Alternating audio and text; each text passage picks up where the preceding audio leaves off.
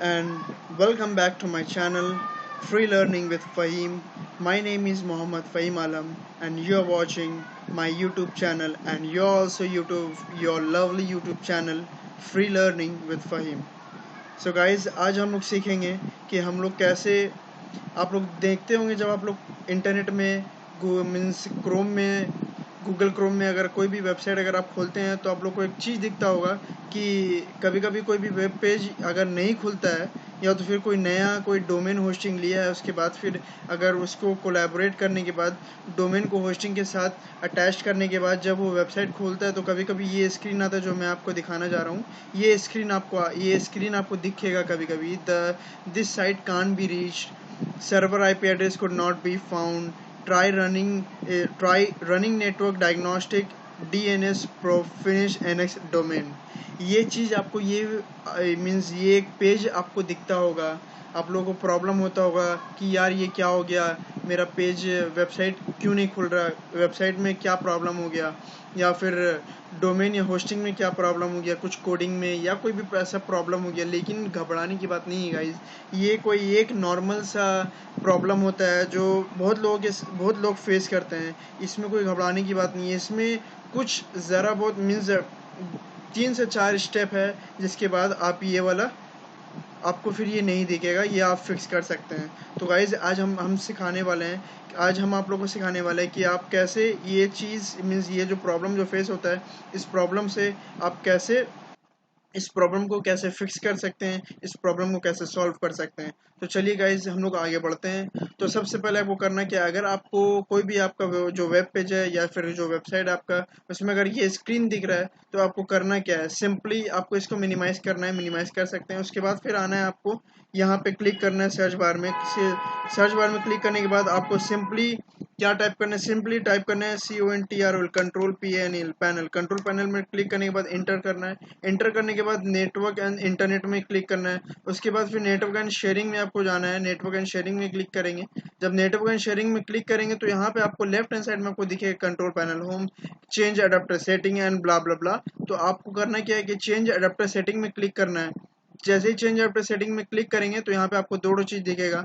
एक आपको दिखेगा कि आपका ईथरनेट जो आप मीन्स लोकल सर्वर या कोई भी जगह से आप जो इंटरनेट यूज़ कर रहे हैं वो दिखेगा, या तो फिर आपका जो राउटर है वो राउटर का दिखेगा। तो सिंपली आपको जहाँ से आपका इंटरनेट चल रहा है वहाँ पे आपको जाना है, माउस सिर्फ रखना है, क्लिक नहीं करिएगा, माउस सिर्फ रखना है। आपको रखने के बाद आपको सिंपली राइट क्लिक करना है। राइट क्लिक करने के बाद आपको प्रॉपर्टीज़ में जाना है। प्रॉपर्टीज़ में जाने के बाद आप यहाँ पे देख रहे होंगे, यहाँ पे आपका एक तो ऑप्शन दिख रहा है इंटरनेट प्रोटोकॉल वर्जन 4 TCP/IPv4। इसको डबल क्लिक करेंगे और इसको डबल क्लिक करने के बाद आपको सिंपली करना क्या है, सिंपली आपको नीचे में देख रहे होंगे आप, यहाँ पे दो तो ऑप्शन दिख रहा है। एक तो पहले तो ये देख लीजिए कि ऊपर में जो दो टैब है, जनरल का और अल्टरनेटिव कॉन्फ़िगरेशन का। आपको जनरल में ही रहना है। जनरल में रहने के बाद आपको कुछ नहीं करना है, आपको ये पहले वाला ऑप्शन को छोड़ के आपको नीचे वाला ऑप्शन में आना है। यहाँ पे आपका पहले से ही आपका ये वाला जो यहाँ पे जो आप ये सर्कल देख रहे हैं यहाँ पे सेलेक्ट किया हुआ होगा, आपको सिंपली नीचे वाला को सेलेक्ट करना है, पहले वाला को छोड़ देना है, पहले वाला को हटाना है, सॉरी पहले वाला को हटाना है। Obtain DNS server address automatically को हटाना है, नीचे में क्लिक करना है use a following DNS server address. Click करने के बाद यहाँ पे उसके बाद फिर आपको ये एनेबल हो जाएगा, ये बॉक्स को आपको इस बॉक्स में आपको फिलअप करना। अभी देख रहे हैं तो यहाँ पे आपको बॉक्स में फिलअप करना, तो आपको सिंपली करना क्या है, प्रीफर्ड DNS सर्वर में 8888 ये 4 8 देना है, और अल्टरनेटिव DNS सर्वर में आपको सिंपली 8844 ये देना है। देने के बाद आपको ओके करना है, और फिर यहाँ पे फिर जाने के बाद फिर ये भी ओके करना है। और जैसे ही आप ओके कर लेंगे उसके बाद आपका सारा जो प्रॉब्लम था वो फिक्स हो जाएगा, सारा प्रॉब्लम आपका सॉल्व हो जाएगा। उसके बाद डायरेक्टली उसके बाद सिंपली आपको ये क्लोज करना है, ये क्लोज करना है। उसके बाद आपका जो वेबसाइट है, आप जो भी वेबसाइट पे आप काम कर रहे हैं, चाहे जैसा भी हो, जिस तरीके का भी वेबसाइट हो, और जो भी डोमेन होस्टिंग में लिए हुए हैं, आपको अगर ये दिक्कत हो रहा है, ये वाला DNS pro finish NX domain का दिक्कत हो रहा है, तो आप सिंपली जो मैंने स्टेप बताई वो स्टेप आप पूरा करेंगे। करने के बाद आपको सिंपली वो वाला जो टैब में आपका वेबसाइट खुला होगा उसको आपको क्लोज करना है।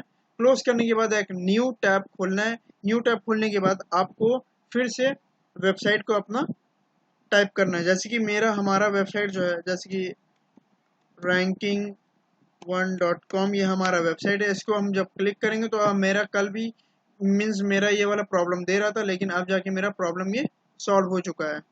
तो यहाँ पे अभी ओपन हो जाएगा ये वाला वेबसाइट, थोड़ा स्लो है। ये देखिए यहाँ पे मेरा ऑलरेडी खुला हुआ है वेबसाइट, ये देखिए मेरा वेबसाइट खुल चुका है, ये रहा हमारा वेबसाइट।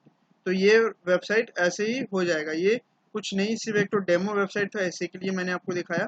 तो गाइज उम्मीद है कि आप लोग समझ गए होंगे, जान गए होंगे। तो गाइज अगर आपको ये वीडियो अच्छा लगा है तो इस वीडियो को सब्सक्राइब भी करें और साथ ही साथ बेल आइकन को भी प्रेस कर दें, ताकि इसलिए प्रेस करें ताकि आने वाली सारी इंफॉर्मेटिव वीडियोस का अपडेट, न्यू वीडियोस आप तक पहुंचता रहे और आप लोग टेक्निकल चीज़ें आप लोग सीखते रहें और अपना करियर में ग्रोथ लाते रहें और आपका स्किल्स भी ग्रो होता रहे, स्किल्स एक नया कुछ नए स्किल्स आप लोग सीखते रहें।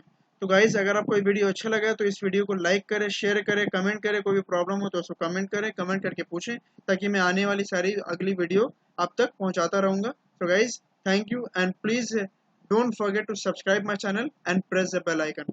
Have a great day.